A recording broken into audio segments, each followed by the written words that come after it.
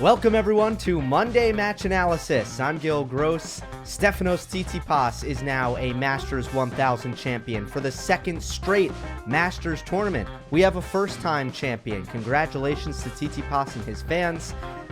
Andrey Rublev had another chance to pick up his first, and he was defeated in Tsitsipas in a very clean 6-3, 6-3 decision for the Greek.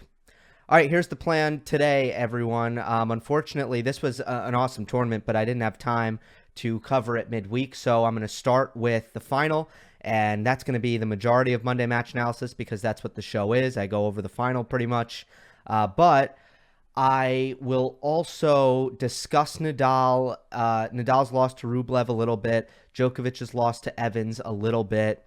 And what they mean. I think I'm going to work on a project for next week, specifically about Djokovic and Nadal. And I'll tell you more details about that a little bit later. Obviously, DB4 stat of the week. And it is French Open Power Rankings season. I know. It's very exciting. Try to contain yourself. No, but seriously, this is always kind of fun. This will be now at the end of every Monday Match Analysis will be the French Open Power Rankings, where I track everyone's form heading into the clay court major in Paris. All right, let's start with the final. Take a quick look at the thumbnail. Tsitsipas, jubilant, of course. Definitely a massive accomplishment for him. And let's just start here. He's now defeated Rafa Nadal at a slam and won a Masters 1000 tournament. And coming into the year, I was expecting that this might be the year where Tsitsipas clicks. Might be the year where he has a step up into the top tier, okay? Into the top tier that was really occupied in 2020 by Djokovic, Nadal, and Dominic Thiem, right? And Daniil Medvedev on certain surfaces. Well, I think on clay, at the very least, Tsitsipas probably steps into Daniil Medvedev's role and becomes a player. But this was clickage. We are seeing clickage. I predicted him before the year to finish at number 4, and I'm feeling pretty good about that. But you have to be thrilled if you're Tsitsipas with the start to your year. You've defeated Rafa Nadal in a best-of-5 match at a major. Which obviously he did break onto the scene beating Federer, but I think that was a big victory for him despite the semifinal against Medvedev not going the way he wanted. But to finally break through here at a Masters was significant. And what enabled him to do it? What was the biggest difference between this version of Tsitsipas and some of the versions that we saw in the past? Well, he handled the moment brilliantly. And I don't know if I've said this before on this show, but the mental game, it's kind of like a weather predictor, in the sense that the weather predictor, you never pay attention to your local weather guy until they get it wrong, right? Once they get it wrong, you tweet at them, you email, you complain. When they get it right, nobody ever pays attention. Nobody ever said, wow, great job. You predicted it was raining, you predicted it was snowing, and you got it. Well, you're fantastic. No one ever does that. But when they get it wrong, now you pay attention. Now you Google their name. Same thing with almost like a pilot, right? You never or an official, a chair umpire, right? You want to stay out the way. Okay, mental game, same thing. We don't talk about it when it goes right. We don't really talk about when someone just handles the moment well and plays their tennis and is completely focused throughout the match and never gets overly frustrated with themselves for something that they shouldn't, never gets distracted, never gets too excited to the point where they drain themselves. When someone just has a very balanced, level, focused match, we don't talk about their mental game. That was Stefanos Tsitsipas here. And we've documented his collapses and his mental volatility at times. He admitted that he collapsed mentally in his match against Hubert Hurkacz in Miami just 2 weeks ago. The most famous example would be the 6 match points lost against Borna Coric at the US Open. But he's had to go through these moments, and this was his 3rd Masters final. And that's important. It's big. It was Rublev's first. It was Tsitsipas's 3rd. He lost in 2018 in Canada to Nadal, and he lost in 2019 against Djokovic in Madrid. He looked like he had been there before. The moment didn't weigh on him. Let's not gloss over a brilliant mental performance just because it was hard to notice, just because it didn't go wrong, just because he didn't come crashing down. Let's acknowledge a good mental performance. Now, I have 3 tactical points that I want to make about this match. 3 things I want to talk about when it comes to Tsitsipas's prowess on clay, and why two matches in a row now, he's really looked like the far better player on the court with Andrey Rublev on this slow clay court surface. But first, this. I want to tell you about the sponsor of today's video, Tennis Clash. I've really always thought that tennis needs more great games. Well, this is one of them. It's here. It's a free mobile 1v1 tennis game with super high-end graphics and just a fun playing experience. You can play live against real players all around the world, and there's a lot of cool RPG elements that'll just get you hooked. It's addicting. It's on Android and it's on iOS. I have a Google Pixel here, so sometimes I get left out of the fun, but not with Tennis Clash. So make sure you download it free from the links in the description box down below to support my channel and get 200 gems and 500 gold. If you don't want to listen to me, just check out the app stores. Tennis Clash has great ratings, 4.3 in the Play Store, and it's become a massive worldwide hit with more than 60 million downloads worldwide. What I love about this game, and really what I love about tennis as a sport, is that I can play with different characters, and I get to decide what ability I want to focus on. Forehand, backhand, movement. Do you know what you should do? Bring your favorite player out of retirement. Whoever your favorite player is, right? Mine is David Ferrer. So what am I going to do? I'm just going to jack up the agility, jack up the endurance, and a little bit towards the forehand. Let's bring him out of retirement. Let's just play like Ferrer. You can do that with however you want to play. So again, give this a try. Play against real players in the world's most famous tennis arenas. Make sure you download it for free using the link down in the description to support my channel and get 200 gems and 500 gold. That'll start you off in a better position. You want to be on that Coco Gauff track. You want to be on that Yannick Sinner track. So make sure, if you're going to download the game, which you should, use the link in the description and get 200 gems and 500 gold for supporting my channel. Good luck, and I will see you out there. Remember to grind. All right, as I said, 3 main points that I want to take you through. The first is about Tsitsipas's athleticism and his court positioning. The second will be about second serve. The third will be about pace absorption and defense on the backhand wing. All right, so let me start with the athleticism. It stuck out to me in this match. When I was watching this match, Tsitsipas looked a little physical for Andrey Rublev.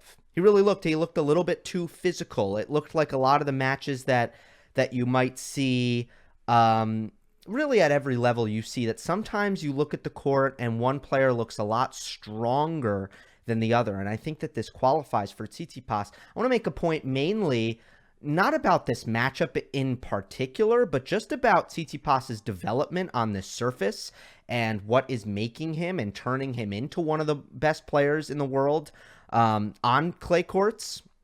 And I think it has a lot to do with his development athletically, which has been just, it's been visual in a lot of different ways, not just on the tennis court, but just you can see the transformation of his body. He came on tour, in 2018 as a really, a kind of a slight, skinny, lanky, but skinny frame.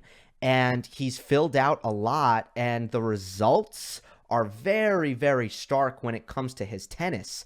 More specifically, I think that his body, his strength, has enabled him to enter what I call the land of the magical modern clay courter. Magical modern clay courter. I just came up with this. I've never used this before, but I have talked about this idea when it comes to three players, I think. Prime Stan Wawrinka, Dominic Thiem, and Rafael Nadal. All of these players generate tremendous top-of-the-line racket speed. They are all players who also have a lot of speed around a clay court and cover the court well. Power is mass plus racket speed. That equals power, right? So all these players, they have a lot of mass. They're heavy, they're big, they swing fast, and they move well. It's the ideal tennis athlete. All of those players have that, and it enables them to do something with their court position, which I have talked about with Nadal and Thiem, which is that they can be in positions on a clay court, especially where they're in optimal position to defend because they're far enough behind the baseline where they're giving themselves time to track down balls into the corners and to cover the court as best they possibly can. So they're in what would traditionally be thought of as deep and defensive court positioning, which ranges between probably 5 and 10 feet behind the baseline. That's kind of the sweet spot for what I'm talking about, I'd say. Normally more than 5, if we're being honest. But these players are so special. They have so much power. They have so much heaviness off the ground that not only can they defend from that position, they can also attack from that position. They can do damage. Not necessarily finish points from that spot, but they can break their opponent's contact point, and they can build offense from that position. They might have to move up to finish, but they can build. They can take steps.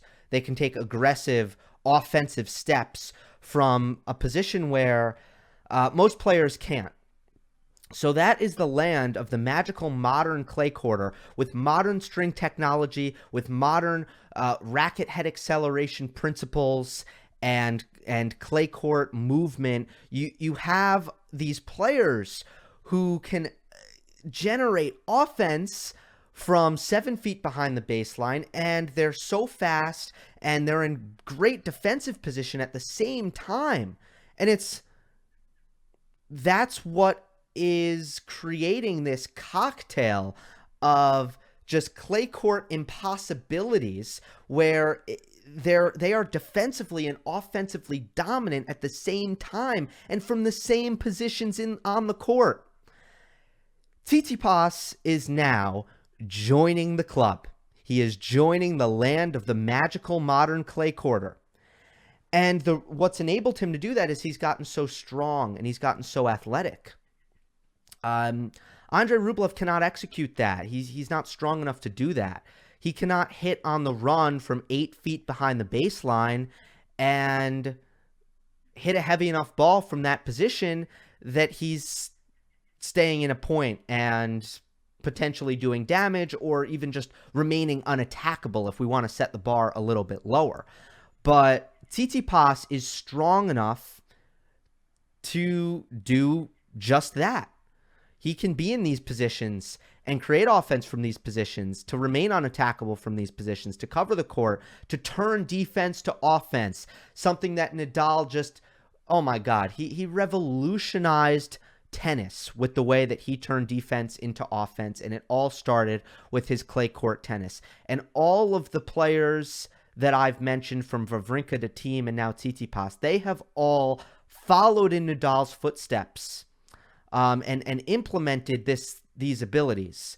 But I think that something that really stood out to me on the court with Rublev and Tsitsipas was just Stefanos's athletic elite tier that he has entered, and it's enabled him to play that kind of tennis. I saw him turn defense into offense so well, and just with his modern heavy topspin, high margin aggression from deep behind the baseline, man, it's a beautiful thing to watch on a slow clay court because it gives him both safety and defense and offense at the same time. When it comes to this matchup, I want to talk more specifically about the disparity in second serve between Rublev and Tsitsipas. Obviously, the match stats kind of tell you all you need to know in this respect, which is that Rublev was able to protect his first serve decently. He did not return well off of Tsitsipas's first serve, but it was really the second serve that separated these two. And it becomes a matter of pure math. It was the most predictable thing coming into this matchup. I could have told you, anyone really could have told you that know these players well, that Andrey Rublev might struggle to protect his second serve, and Tsitsipas is in a better position to protect it better. I would say that 68% on Tsitsipas's second serve is kind of an indication of how Rublev really didn't have a good return day and wasn't at his best off the ground. But the 33% second serve points won on Andrey Rublev's part is just a credit to Tsitsipas's. But here's what I'm going to say. That is not much of a variable. I think they can play 10 times, and Andrey Rublev will never protect his second serve above 43%. Sorry to give such a weird specific number, but I don't want to quite say 45 because I don't really think that he can do that well. I don't want to say 40 because I think he could do better. So 43%. I think they could play 10 times. Rublev would never win more than 43% of his second serve points. Meanwhile, Tsitsipas, I could see him protecting 50% pretty consistently. I don't know that he could protect his second serve at the level that he did in this match. That's unbelievable that he was able to win 68. But I want to focus mostly on Rublev's inability to protect his second serve. Tsitsipas was only hitting really forehand returns on Rublev's second serve. He was finding a forehand pretty much every single time. And then Steph was hitting high, heavy balls to the Andrey Rublev backhand, looking to really break Rublev's contact point above the shoulder, which he was able to do very successfully. And he was getting something to attack off of the next ball rather consistently. But this is just a pure mathematical advantage that Tsitsipas is going to have over Rublev really very consistently. And it's just about how heavy each of them can hit their second serve. This also goes back to athleticism. It goes back to strength because technically, I don't think Rublev's second serve is horrible, but he's just clearly not generating enough racket head acceleration on his second serve to hit a heavy kick serve, something that Tsitsipas doesn't have any trouble doing whatsoever.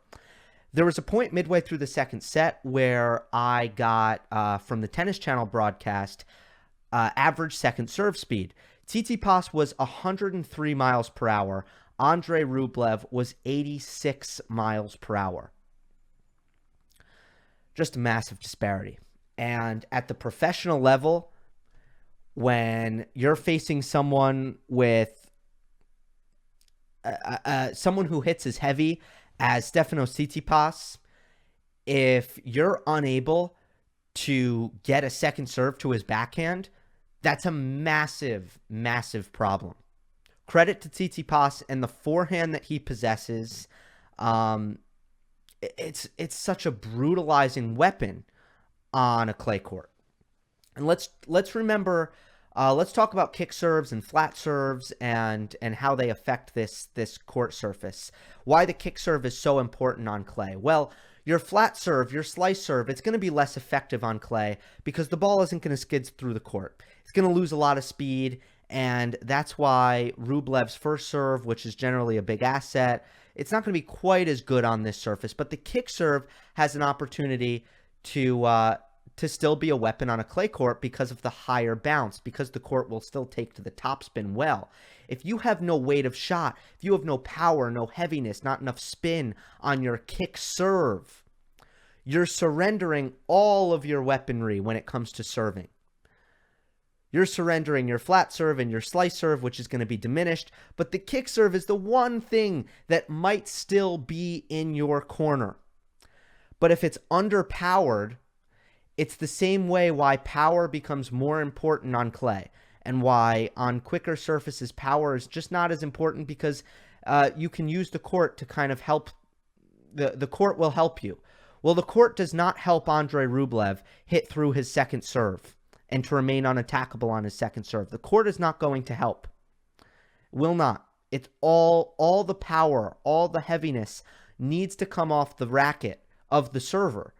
And in this case, Tsitsipas has a viable second serve, more than viable, a good second serve, and he was able to hit it to Andrey Rublev's backhand. He was able to hit it with enough heaviness that Rublev wasn't just teeing off, and he was able to protect it, and Rublev wasn't. Plain and simple.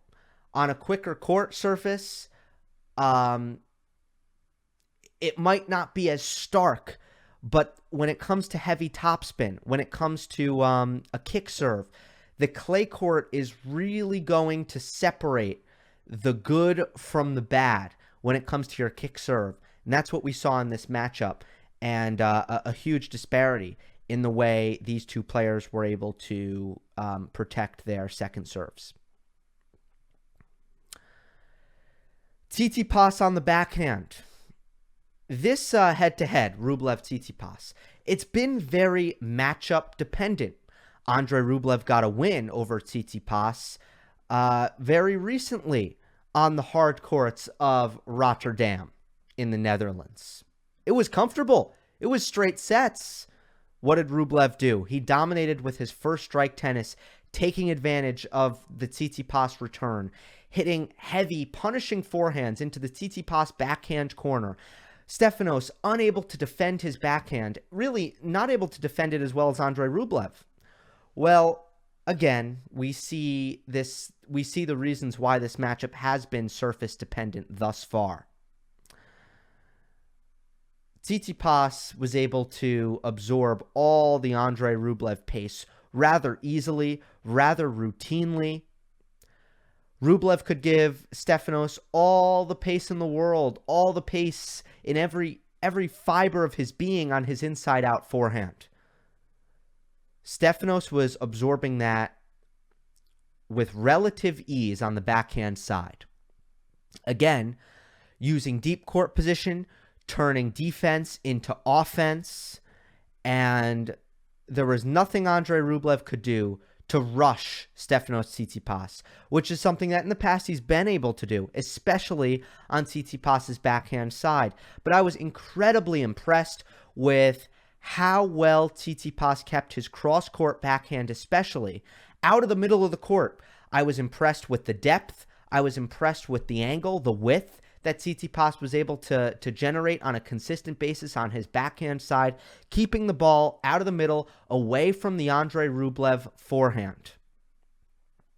I also saw a lot of moments in the match where even when Rublev found that forehand and hit his inside-in forehand, Tsitsipas using his defense to just simply range to his right and reset the point with his neutralizing cross-court forehand. So it felt like Rublev's offensive patterns were not working very well, that Tsitsipas was able to neutralize them and turn defense into offense, absorb the pace on his backhand. And in the trading, in the backhand cross-court exchanges, in those ad-side exchanges, I've thought in the past Rublev has had a decided advantage in those exchanges, and in this match that was not the case. Rublev had superior hitting, superior depth, superior width, and was finding his forehand on a more consistent basis off of the backhand-to-backhand exchange, which is always going to be the number one key in this matchup. They're always looking to attack with their forehands. They are just potent weapons. And while Tsitsipas was sometimes able to absorb the weaponry, Rublev was not able to do that as consistently. Still, Tsitsipas was the one using the weaponry on a more consistent basis. That comes from the serve-return battle. How well are you beginning the point? And it also comes from how well are you using the backhand? How well are you protecting the backhand to find those forehands? Checking every single box, Tsitsipas had a decided advantage here. All right, before we do the DB4 stat of the week, let's talk about Djokovic and Nadal real quick. I predicted I didn't expect much from them. I respected Nadal, and I put him in the final, but then I had him losing because I didn't think he'd win the title this week. I didn't think Djokovic would win the title this week, and that part of my Monte Carlo preview was correct. I want to do a larger piece about the scheduling spots, and I'm going to do some tracking of how to predict Nadal and Djokovic and when they're going to lose, and a lot has to do with the proximity to a major, how far away are they from a major, and also their proximity when it pertains to long layoffs, rest periods. So this was a tournament where they're coming off of a rest period, and the major is over a month away, just barely a month away.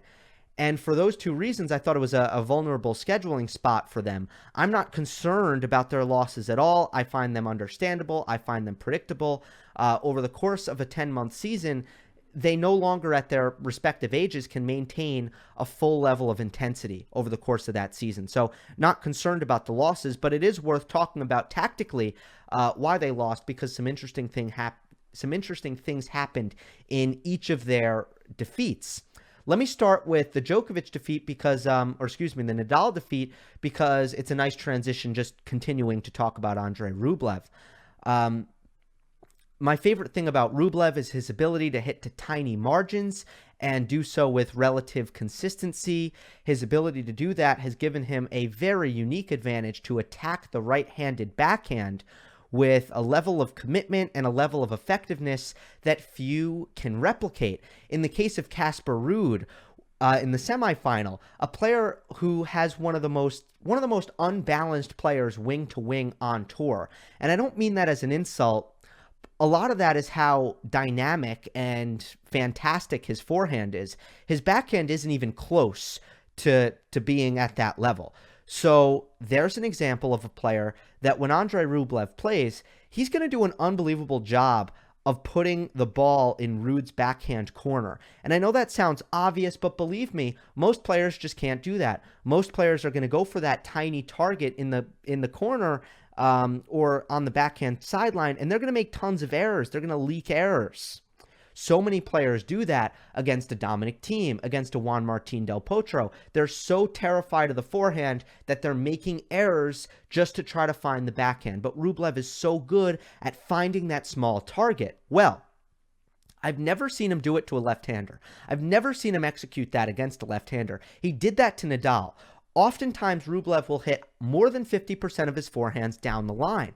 And that's just a product of attacking the backhand. And I think, wow, that's really, really cool that he can do that without making mistakes, without making too many errors. Well, he did it on the backhand against Nadal. He hit most of his backhands down the line. And Rafa was stubborn. Nadal wants the righty to hit the backhand cross court on clay. He wants that. That's why he'll hit his high looping backhand down the line. That's how he'll attack the righty backhand, hoping that he'll get the short backhand cross court. But Rublev wasn't going to give him the backhand cross court. Wasn't going to give him that. He was going to hit the backhand down the line. Then Nadal might go down the line, and guess what? Rublev would just go back down the line again. He was very, very stubborn. And when I say the word stubborn, I mean that in the most complimentary of fashions. He wasn't going to hit his backhand cross court. And when he was, it turned into a surprise tactic. It turned into a damaging shot, an aggressive shot. And it wasn't a good backhand day by Nadal. Rublev got a little bit lucky in that sense, that it wasn't a good backhand day by Nadal. Nadal wasn't good. Nadal wasn't at his 100% level in really any aspect whatsoever. The serve was particularly abysmal. It reminded me of his loss in Rome to Diego Schwartzman when his serve was at like 50%, and it was just almost difficult to watch him serve. And that was the case again here. The Nadal serve continues to be somewhat of an adventure in the last 3 years. He continues to tinker. He continues to have some off moments with it. But so far, it's never really been terrible at a major, which is really what counts. Rublev took advantage of that. He's a really good aggressive returner, is Rublev, and he took advantage of that. But the way he pinned Nadal in the backhand corner was very impressive. And I do think my biggest takeaway was, I wonder if Novak Djokovic should try hitting more backhands down the line. And I only say that because he can. I wouldn't recommend that for any righty on tour. Most right-handers can't do that. They would simply miss. They would make errors. But Djokovic has obviously the precision, the ability to change direction on his backhand, where he could actually execute exactly what Rublev did here. And I don't think he's really done that. I think he's kind of continued to, not that he doesn't hit his backhand down the line, but I don't think that's been the foundation of his baseline trading against Nadal on clay. It's never been the foundation of his baseline trading, because that's pretty awkward. It's pretty rare that you'll see that. But for Rublev, he made that the foundation of his baseline trading, and I would like to see maybe Djokovic try that. So that was interesting to me. Novak lost in his second match, so I think it was the third round because he got a bye, but the third round against Dan Evans, who uses his backhand slice, obviously. Novak also just not at his best, not at 100%. Had a really bad forehand day in particular. Struggled with the wind. Djokovic sometimes does struggle with the wind, but when his feet aren't as sharp, his clay court movement still looks like it's a little bit rusty, and he's not balanced. And Djokovic is the most balanced player maybe in the history of the sport. When he's not balanced, it's not good. It's not good. It really jumps out at you. It sticks out. You can see it. It's very visible. It's almost visibly volatile when Djokovic isn't balanced because you're so used to seeing him balanced. With that being said, the backhand slice by Evans was unbelievably effective because it elongated the point. It didn't do any damage. It doesn't. Evans's backhand slice can do damage on certain courts, on a skiddy, slick, low bouncing court like a grass court. Evans's slice is going to be a damaging shot. On clay, it's not that. And maybe that's why Evans had never, until making the semifinal here in Monte Carlo, he had never had any success on this surface. But what it did do was it took advantage of the heavy and slow conditions in the sense that it, without fail, elongated the point. And Evans attacked what has been a trend for Djokovic on slower, heavier surfaces, which is that Novak has not been as willing to suffer through, willing or able, one of the two, right? It's hard to discern which one, willing or able, to play long rallies, to suffer through long rallies. I was unbelievably impressed with Evans's shot tolerance. I did not think he had that in him, but it was better than Novak Djokovic. It was superior. And with Evans's low slice, with the ball not bouncing to a level that is very attackable, with the ball not coming in with enough pace for Djokovic to use that pace and then redirect it, Novak had no way of making inroads into offensive inroads into the point off of Evans's backhand slice. So it was the ultimate point elongator. And Evans really did have better shot tolerance than Djokovic in this match. And there you go. The win to Dan Evans. Again, long term, I don't read too much into either of these losses, but tactically, I do. Something to take note of, something to remember. And let's see if these tactics come up again. A good tactic doesn't mean you win the match. It doesn't. It means you increase the chances. So a better version of Djokovic, a better version of Nadal wins those matches. Guaranteed.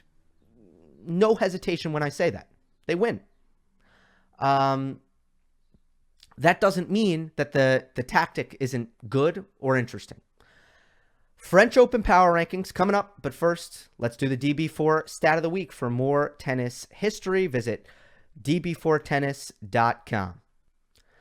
Today's insight, we look at the tricky transition from the hard courts of Miami to the clay courts of Monte Carlo. And it's definitely difficult to have success in both back-to-back. Let's see, off the top of my head, I'd say Andrey Rublev probably did the best job of having a successful tournament in 2021 at both events, making the semifinal of one and the final of other. But if we look at history, only 5 players have won both of these Masters events. Lendl, Rios, Wilander, Muster, and Djokovic. Only one of them could win both Masters back-to-back. It was Novak Djokovic in his incredible and admirable 2015 season. If any player wants to repeat this feat during his career, they would have to be number 1 ranked player in the world. All 5 players have held that position. And all 5 players have won 18 tournaments in their storied careers. So let's take a look at the big 3. This only accounts for, this only triggers once they've made the Miami final. Once they've made the Miami final, then they're kind of in this diagram, and you can see Novak on the bottom right is the only player who checks both boxes of being champion in both. Nadal's been runner-up at Miami and champion at Monte Carlo a couple of times, or a bunch of times, I should say. And then the same could be said once for Federer in 2006, where he won Miami, was runner-up at Monte Carlo, and then Djokovic was champion in Miami in 2012, but was unable to win Monte Carlo, losing in the finals there. So really a feather in the cap of Novak Djokovic's tremendous 2015 season. It's a really difficult transition, and that's why I put a little bit more stock into Madrid and Rome, particularly Rome, because Madrid's got some funky conditions that aren't like Roland Garros at all.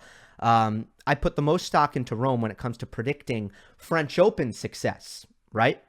Which brings us to the first installment of the French Open Power Rankings. It is March 19th, 2021. Quick disclaimer about the French Open Power Rankings before we get started. This is an indication, is a reflection of current form. It is not a prediction of what the form will be in mid-May when the French Open begins. This is a current form prediction. Not prediction. A current form assessment, not a future prediction. This is all about right now. It is not about Roland Garros. It is about who is playing the best clay court tennis right now. And if they played tomorrow, surprise, tomorrow play, that this is how I would shake up these players' level. It's a way to track their level. All right, without further ado, French Open Power Rankings. Let's do it. Coming in at number 10 is Jannik Sinner. A breakthrough last year at the French Open, making the quarterfinal, pushing Rafa Nadal really harder than anyone else in that quarterfinal meeting, nearly taking the first set. Tough draw in Monte Carlo, losing to Novak Djokovic right away. Can't read into that too much, but his power, the way his game fits on clay, he figures to be very, very dangerous, and I think he deserves to come in at number 10. At number 9 is Casper Ruud, someone who anyone who follows the Challenger Tour or the lower level tournaments, we've all had our eye on Casper Ruud as a player who can do a lot of damage on clay courts. And following his Monte Carlo semifinal run, I believe he deserves the respect to be at number 9. With that being said, he doesn't have much of a track record going far at Roland Garros, so he's going to have to put up good results in the following weeks at Rome and in Madrid in order to stay in the top 10 of the French Open Power Rankings. At number 8 is Daniil Medvedev, who unfortunately came down with COVID-19 a day before Monte Carlo was set to begin. This could go a couple of ways when it comes to COVID. It's affected players very negatively, like Grigor Dimitrov, and it's affected players more mildly, such as Novak Djokovic. You hope for Medvedev's sake that there's not going to be any residual effect from COVID-19, but with that combined with his shaky track record on clay courts, Daniil Medvedev comes in at number 8. Coming in at number 7 is Andrey Rublev, whose game isn't horrible for clay. In fact, I think it could become one of his better surfaces. Also not tailor-made for clay. But you see him, you know, I think you can kind of expect Rublev to continue making deep runs into these tournaments, but I think a clear gap emerges when it comes to Rublev and some of the best players on clay courts. It should be interesting to watch his progression. Number 7, I think a good spot for him. At number 6 is Alexander Zverev. German media is reporting that Zverev is dealing with a minor injury that did affect his performance at Monte Carlo, so that is something to monitor. But he does have multiple Masters 1000 titles on clay court, and some deep runs into the French Open as well under his belt. Given Zverev's track record and how well suited his game is for clay, he comes in at number 6 tentatively as we monitor his health and obviously the stability of his mental game, as he is known to sometimes develop yips on both his second serve and his forehand. At number 5 is Diego Schwartzman, who was after Novak Djokovic and Rafael Nadal, the third most effective player on clay courts in the year 2020. Remember, he made the final of Rome and he made the semifinal at the French Open. Given that track record, he's going to get a lot of leeway. He's going to get a lot of benefit of the doubt coming into this clay court season. So despite his early defeat to Casper Ruud, Schwartzman should still be 4 spots above Casper Ruud at number 5 here, and let's see how he does as clay court season continues. Number 4 is Dominic Thiem, who's dealt with, I think it's fair to say, both mental and physical problems since winning the US Open in 2020. In 2021, Dominic Thiem has been among the most disappointing performers.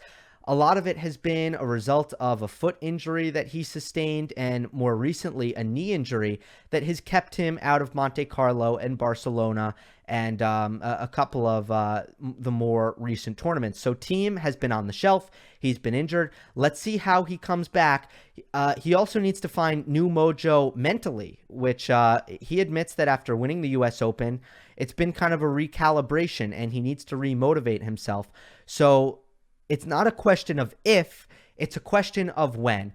And will that transformation or will that rekindling of the fire and the maximum fitness, will that occur in time for the French Open, or will that be too late? Will it come after the French Open? Dominic Thiem comes in at number 4. At number 3 is Novak Djokovic. Could be a surprise to some, but where Djokovic has come in to most of his issues is struggling to defeat Dominic Thiem, where he's lost 3 out of his last 4 matches to the Austrian. Also does have some losses against Stefanos Tsitsipas and has been unable to challenge Rafael Nadal, wasn't unable to challenge Rafael Nadal in the 2020 French Open final. Djokovic has still been very good on clay, but it's looked like his worst surface as of late by good distance. And as of late, when I say as of late, I mean really since 2019, he has not looked as good on clay as he's looked on hard court and grass courts.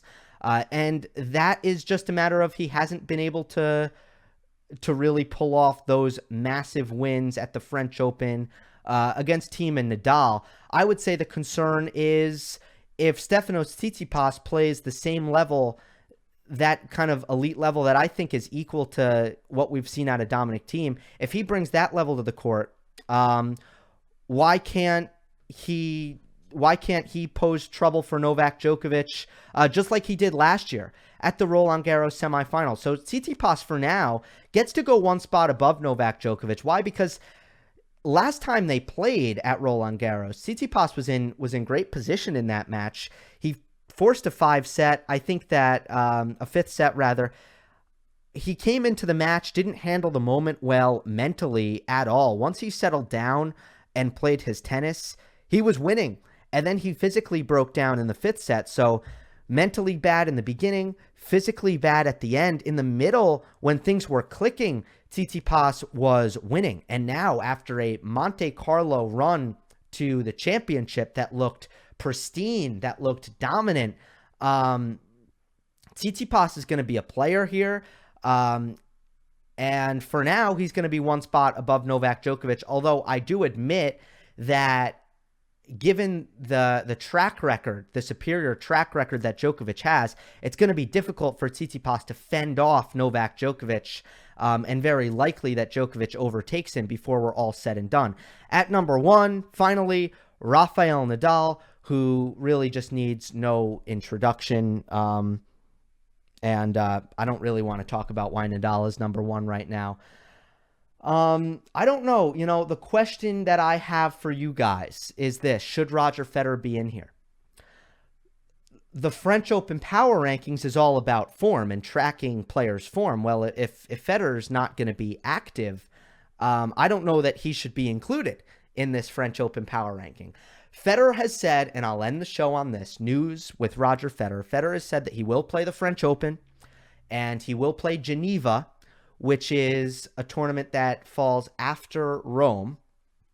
Now, it's not the week before Roland Garros. Like normally it would be Rome, 1 week, French Open. But this year with the delay, it's not.